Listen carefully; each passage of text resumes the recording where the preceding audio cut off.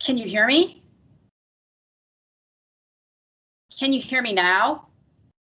I can hear you. I can hear you. I can hear you. I can hear you.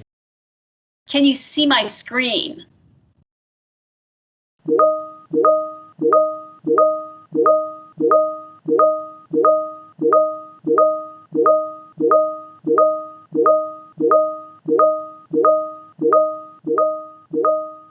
Okay, class, let's get started.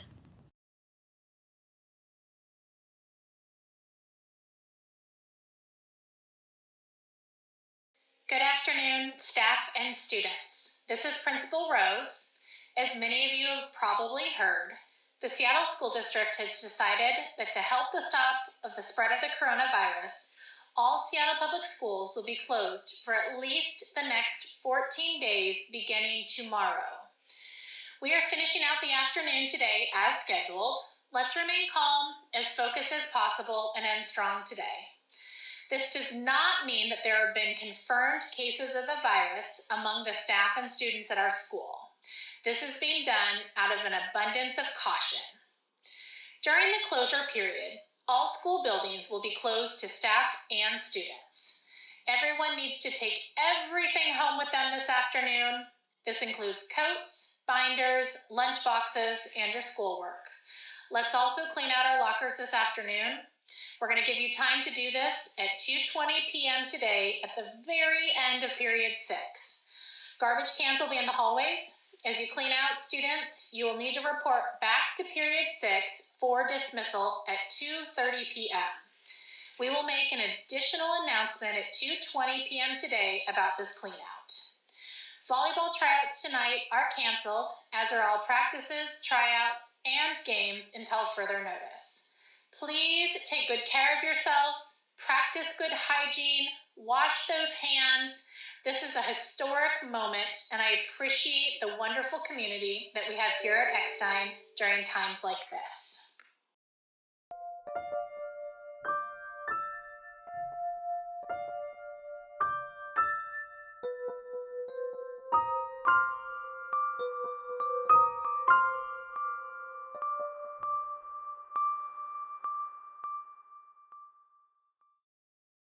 So on March 11th, we were speculating that at any point our school district, like others before us, specifically North Shore School District, was the first in the region to go into remote learning. We were waiting to see what our district was going to do. So at about, I want to say it was in the 10 o'clock hour, I got a call from my director Halfacre, saying the call's been made. We are going to head into remote learning for 2 weeks. And I remember it took my breath away.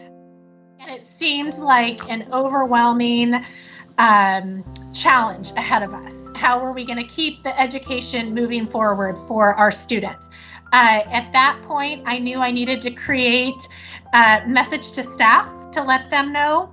I needed to do an intercom announcement to students, letting them know. It was a lot. It was very emotional and heavy and stressful. I think I thought what everybody thought. I think I was like, oh great, 2 extra weeks of spring break. This is awesome. Like, I can't wait. And it was all kind of, I remember taking a video in school that I'm actually really glad I took, like after school got out, and everyone was like, Coronacation, like, yeah, let's go, can't wait to hang out. And I look back on it and I'm like, oh God, little did we know, like, here we are 8 months later, 7 months later, and we're still on Coronacation. So yeah, I think I thought that. I thought about it, and they were like, it'll just be 2 weeks, but you won't be allowed back into the building, like, just go home. And I thought, I don't think we're gonna go back. I just have a feeling. When they said we'd be gone for 2 weeks, I expected 2 weeks because there weren't many COVID cases in Seattle yet, and it didn't really seem like a big deal. And it was shocking. I think I was just like, wow, this has never happened in my whole teaching career. So I think it was really tough at first. Yeah. And I mentioned that actually to my period 5, which was a 7th and 8th grade class. And they were like, yay! Oh my God, this is so great. Oh, fun. And I was like, I'm sorry. I'm hoping I do see you in 2 weeks, but I have a really bad feeling. So I was not psyched at all. I was heartbroken, actually. Now I'm going to start crying. The impending escalation of the pandemic helped staff and families understand why closing buildings at this time was prudent. Few grasped the idea that students were headed into a year-long remote learning experience.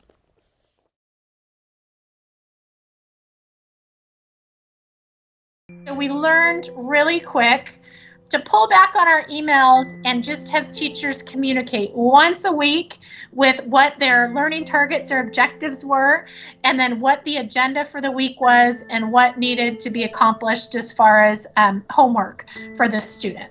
Later, I think it was like a week and a half into the 2-week break, I don't know, I was a little scared, like more, worried about how people were going to adjust and how we were going to adjust to online school.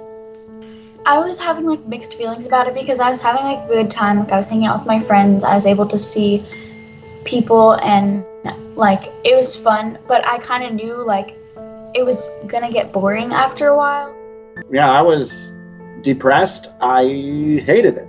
You know, PE is supposed to be their break and their movement and their time to be social with other students. And that was why I really love it, because that's their time to be able to interact with each other, and instead it's the opposite because we're isolated. So everything about it was not good.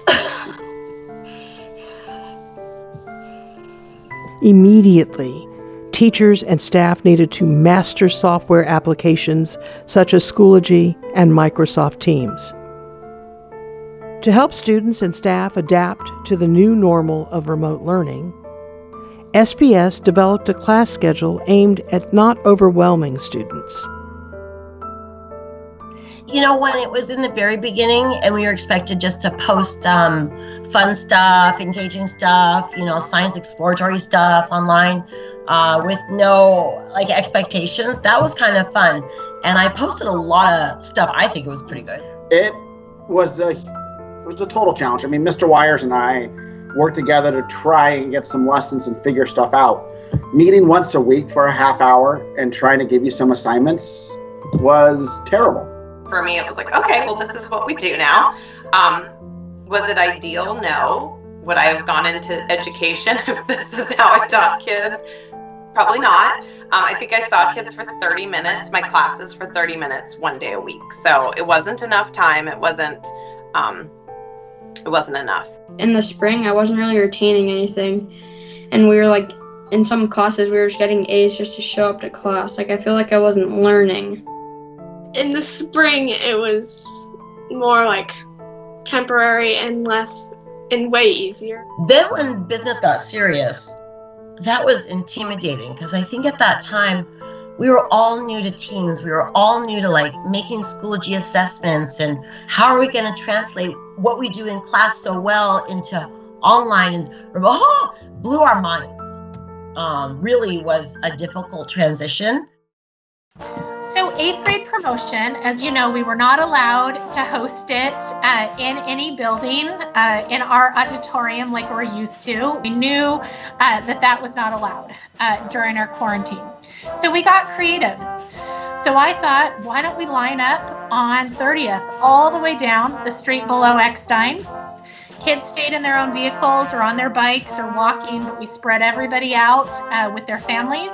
And we spread out as a staff, and we wore our Eckstein colors and brought signs and played some music. And we had almost all, I would say, of our staff show up to this. We lined that street. It was very fun, and it was really uplifting, especially after not being together for a couple months, to be able to give that proper farewell.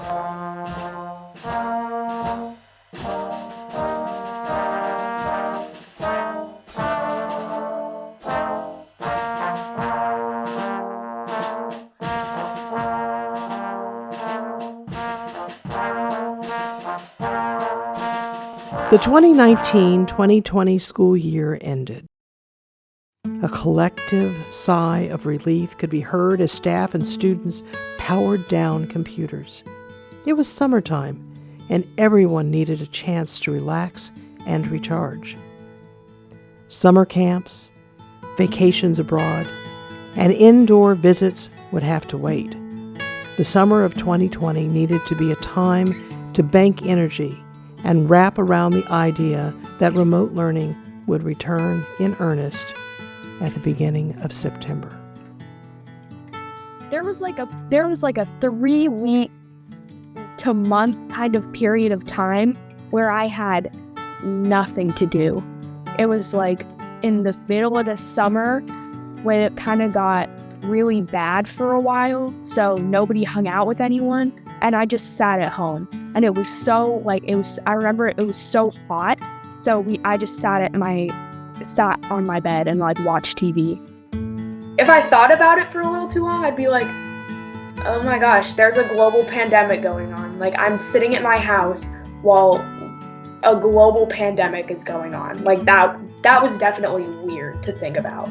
Today, Seattle Public Schools announced that only remote learning will happen this fall, and that district is not alone. I was really sad when I found out over the summer that we still wouldn't be coming back, and we still aren't back. I've been teaching online almost longer, if not actually longer at this point, than I taught in person.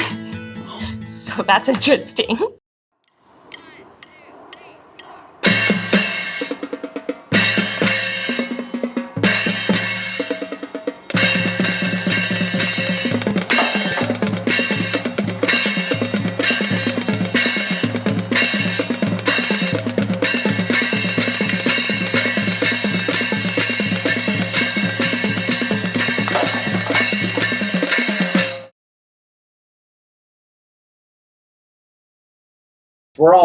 We're all first year teachers again, because none of us have built a lesson that works really well online.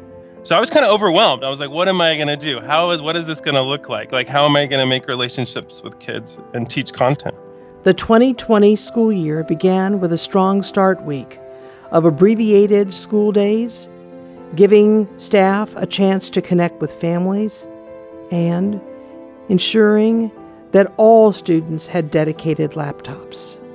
Teachers used the extra time to finalize lesson plans as their students created at-home workstations that included bedrooms, kitchens, dining rooms, and anywhere space was available. My remote learning space is at our dinner table. It's so I don't have a desk, but I do have this thing above my bed, so I work on my bed. It's actually pretty nice, to be honest. You're just working in your bed. I mean, it's kind of the dream. Well, I sort of work under my bed because I have a loft bed.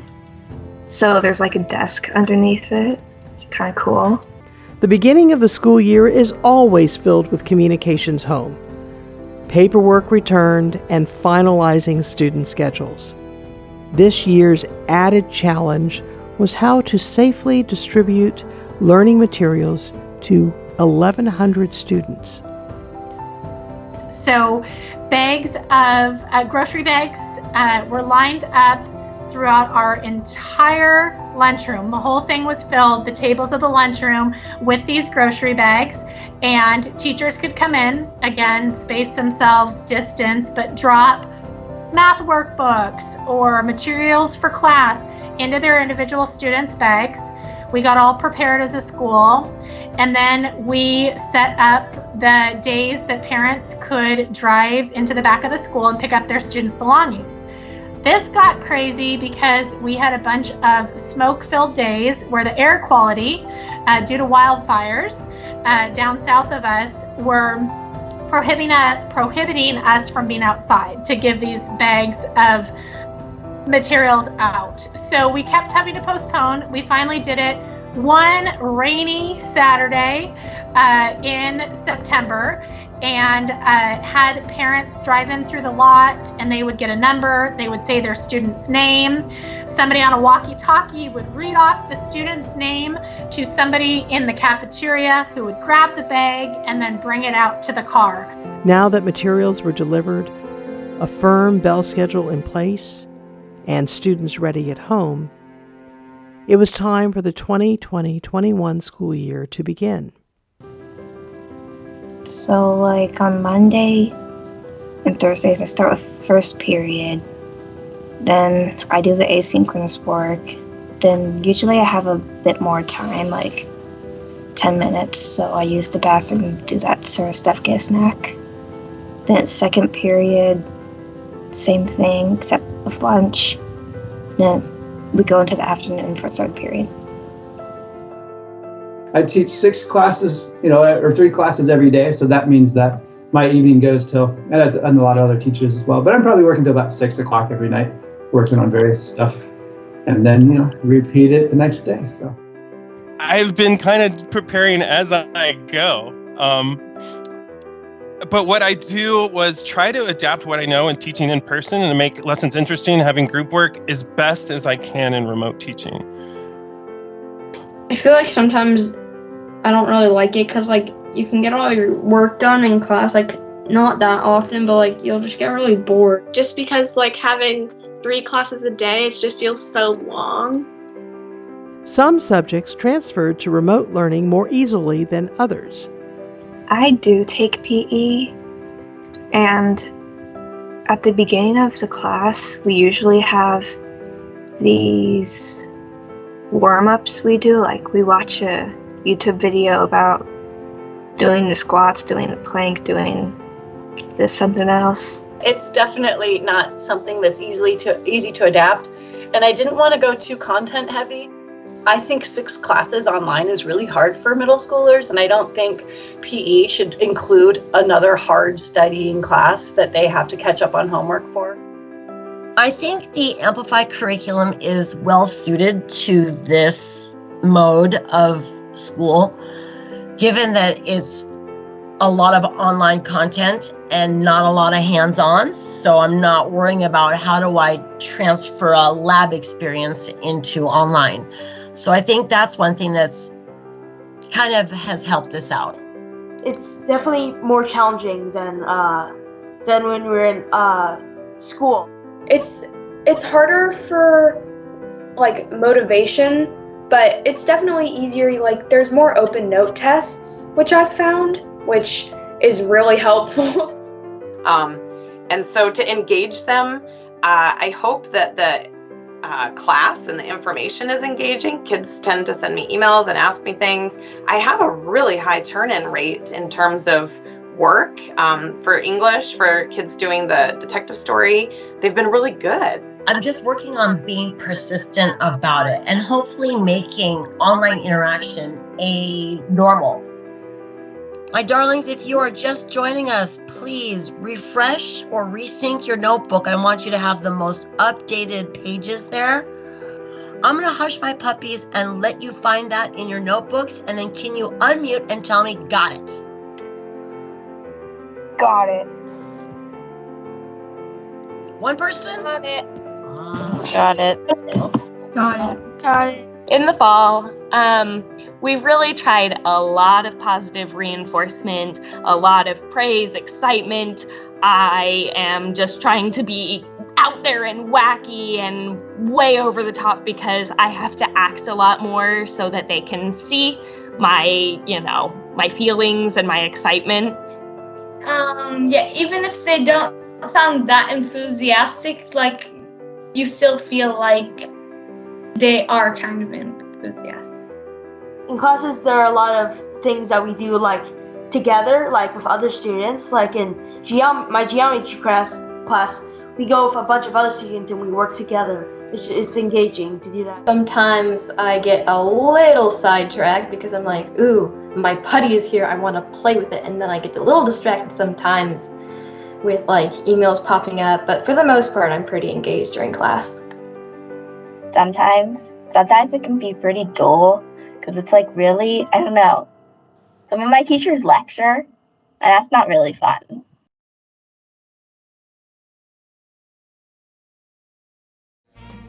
So building community is something that we have been working on. It is very challenging, especially when our cameras aren't on and we can't be in the presence of one another. But we're trying to do some creative things like lunches that ASB is hosting. We've started a 6th grade lunch once a week. There's a Mandalorian lunch. We talk about the Mandalorian. We discuss like theories, what we thought was interesting about that episode. There's enrichment classes that we're trying to provide for students at the end of their school days. The downside is, at the end of the day, we want to get outside or turn off the screens and do something else, and these do require us to continue on with the screens and being together. ASB is, the whole point of it is to build community. I think we've been doing a pretty nice job right now. We have our new counselor, Mr. Manzo, is running the podcast group, which I love hearing student voices for that, hear our voices. It's important to reflect on what it means to be able to access things. When we say access, we mean how easy or challenging it is to enter some space or use some material. We have, Spirit Week. Monday, we're blue and white. Tuesday is beach day. Wednesday is tie-dye day. Thursday, have a virtual background vacation. And Friday, wear your Halloween costume. And assemblies group. That one to me has been one of the hardest ones because it's very hard to do an assembly and we've been trying to wrap our heads around it.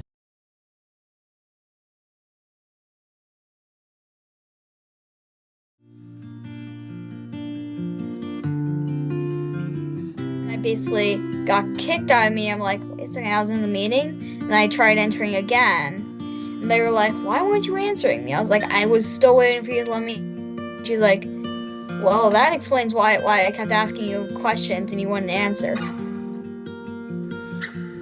Like, there's internet issues, there's screen freezing up issues, there are chat issues sometimes. If you are doing bad or you're feeling bad in a classroom, part of it is the fact that you're being disengaged. So you're not engaged, and part of being engaged is actually making eye contact and looking at, a person. You can see me, but I can't see you, and 90% of communication is totally through facial. In a situation now where not doing work and not going to class is as easy as just turning off your camera. Before school started, I think many of us had those lofty aspirations of all kids will have their cameras on. Oh, it'll be easy, no problem, and just you can get them to turn it on. A rude awakening. Come to find you get just the initials, no talking. They're not unmuting their microphone. They're not unmuting their camera, and there's nothing really that you can do about it. Yeah, there's little joy in it because it's the interaction that makes teaching fun. When you ask a question, but because of the no camera on, you can't really judge how the question's going until people start responding, right? You can't tell if they get it, they're completely lost. It's just, I think it has another level of challenge, cameras on during PE, because when you're in class and you're playing games, you don't feel like everybody's looking at you, because they're not. They're in the gym, they're playing something. And at home, with your camera on, everybody really is looking at you. It's not even like an imagination, it's real. A lot of people thought that students didn't want the cameras on because they were ashamed of what their house looked like and what was going on. The reality is a lot of our students don't like looking at themselves because when you turn your camera on in Teams, you can see yourself. I never turn it on in the morning because I never get ready for school. Yeah. But now I'm starting to turn it on more because it's I've been in it for 4 months or something now. Well, sometimes, this morning, I woke up at 8:59 on accident, so I had 1 minute to get on class, and, I was not looking great, Keep my camera on most of the time. I don't know. I feel like you can do a lot with your face to, say what you're thinking.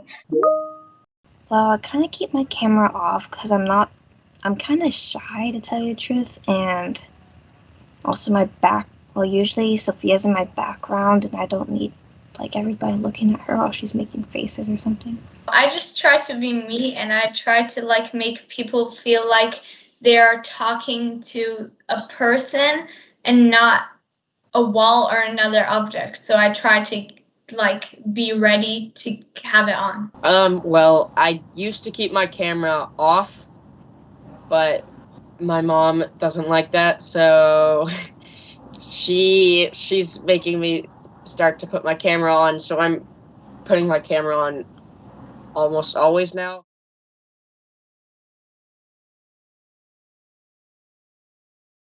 It's been really hard to just be hanging out with my cats and I. It's hard to be so isolated. The hardest part is really not being able to get a hold of the kids that are like withdrawn, MIA, totally not coming to class, no matter how many chats or emails or phone calls or all of this. You know, there's a certain percentage of kids that I've never even heard their voice.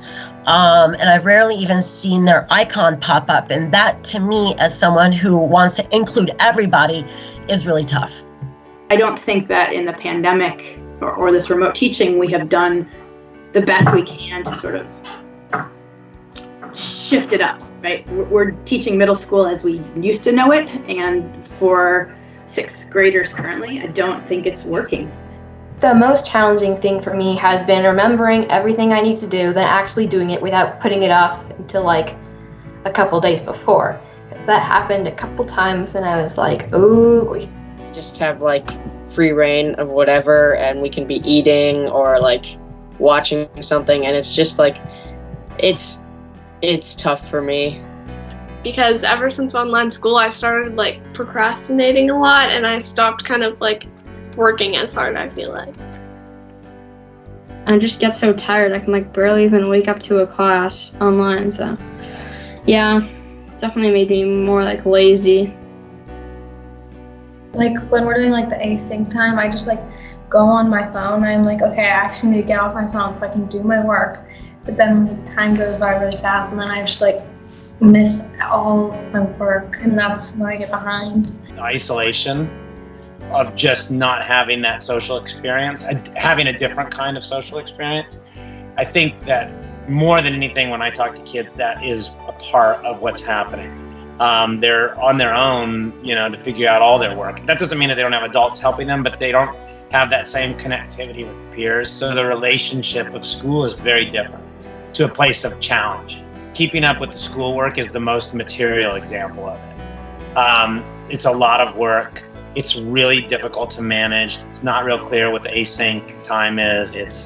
So there's a lot of late missing assignments, and I think that is all this piece of like, even though there would be more homework and more instruction if we were in the school, there'd be the physical presence of working on it together and going through it together. And when you strip that out, it's easy to just miss things, not have things. 10, 9, 8, 7, 6, 5, 4, 3, 2, 1. Remote teaching became much more easy for me, and I got into a groove. I got really savvy about what I was doing. We had cool exit tickets that were checking in. I got really good with my screens. I got really good with monitoring the chat. Sometimes we'll have students fall asleep in front of the computer, and I find that like kind of adorable and kind of funny. And I've had a couple kids show up with like no shirts on, which is not my favorite thing in the world. I want you to be dressed. I've told the children many times, I'm like, I don't care if you're in bed, I don't care if you're in pajamas, but you have to physically be upright and you have to physically be clothed. It would need to be the same as if you were at school.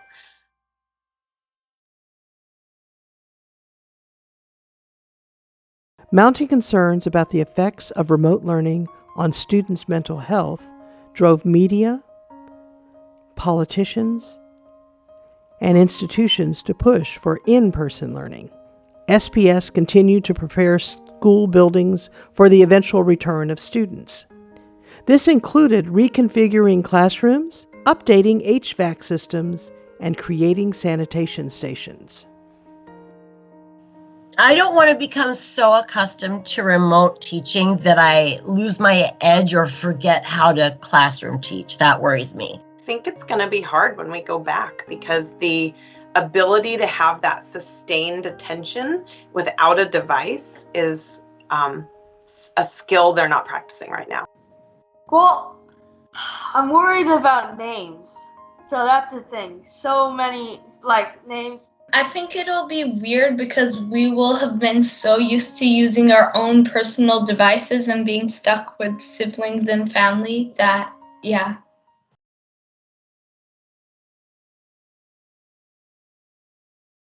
Good morning. After 1 year of closure of our schools, the time has come for every child in the state of Washington to have access to on-site instruction. Though Eckstein had been offering in-person services to some students in special education programs, the governor's mandate meant that many more students would return to the building for in-person instruction. You know what? And I keep on thinking about how we were feeling about going to remote in August and September. And we were thinking, no way, absolutely no snapping way are we going to be able to do this. No way. And then lo and behold, September, October, November, guess what? We're doing it. And we're doing it with style and grace to the best of our abilities. And holy cow, yeah, we're awesome. So I think about that, and what I thought in August was impossible, we are making possible. And so I'm, to come and say, hey, in April, we're going to start coming back in person. My immediate thought is absolutely no way, no snapping way. But then we made August happen, we made remote happen, so bring on the upheaval. We're going to make this happen too. And I also have to think that the reason that we're doing this, because of mental health crisis with kids and teens now, that is something that is more important than my comfort zone. We're not in this to be comfortable. We're in this to do what's best for kids. The week before spring break in April saw the return of students to elementary schools and an intense push to train middle and high school staff on how to use personal protective equipment, create a safe environment, and offer learning to students who wanted to return, as well as those who didn't. Cohort A is going to be our hybrid cohort. They will be coming in Monday and Tuesday afternoon. Cohort B, hybrid kids, they're going to be coming in Thursday and Friday afternoons, and Cohort C is 100% fully remote. Class periods, they are longer in the afternoons to meet the governor's proclamation and the number of hours, 80.2, that we need to get through before the end of the year. There are reasons why kids aren't going to be able to access in-person learning in the afternoons. And there's big equity issues around this. There's transportation, worries about the pandemic and how it has impacted certain racial groups more than others, safety concerns. There's just a lot. And so we are responsible for checking in on these kids and trying to give them the best experience that we possibly can during this time. These morning sessions are of the utmost importance because that is the only time that we will have a chance to actually see all of our students together. And as usual, I would be posting some kind of an exit ticket at the end of the period for a check-in for understandings. I cannot manage online kids at home and checking in with them while I'm teaching kids at school. So I tried to think of types of enrichment activities that kids could do here at school, and the kids can do the similar activities at home. There's part of me that's excited because, again, going back to that relationship building piece, it's like, oh, that could be kind of fun. But then am I going to be in the corner with the mask on looking like a creepy doctor and can't actually engage? And April 19th, 2021 was the first day of a hybrid method of in-person learning. Roughly 85% of Eckstein's students opted to return to the building. Any person entering a school building needed to attest that they were not sick or had not been exposed to COVID-19. With over 400 students coming to the building at a time, this proved challenging.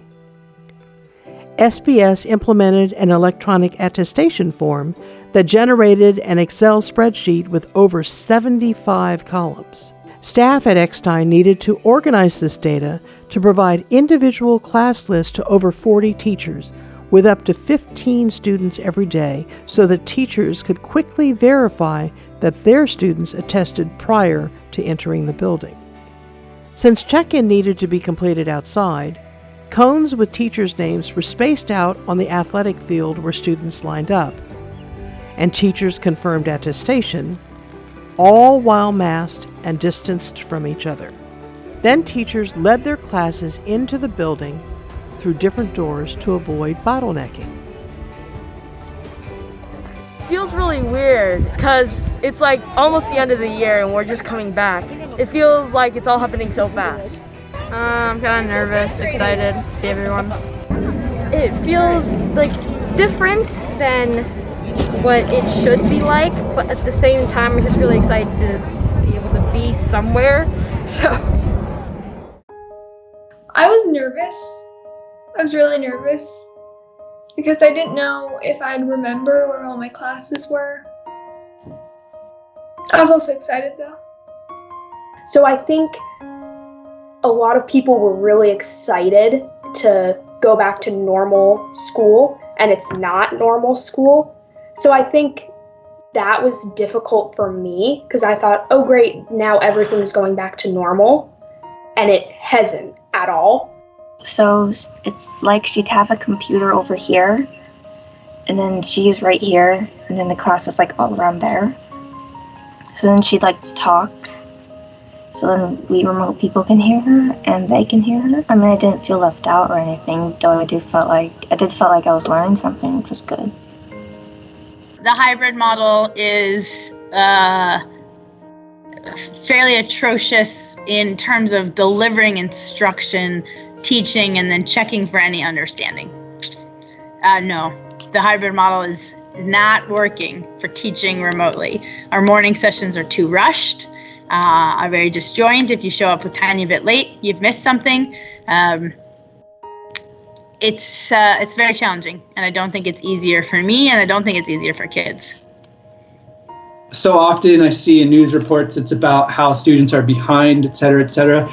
I've seen a lot of examples as well where students have been thriving in this environment, and so I don't want to only focus on the negative, because students have really adapted well. They've learned a lot of new technology skills. So there are positives in this. I don't wish it upon anybody, but there are positives in this situation, and we should celebrate those. So yeah.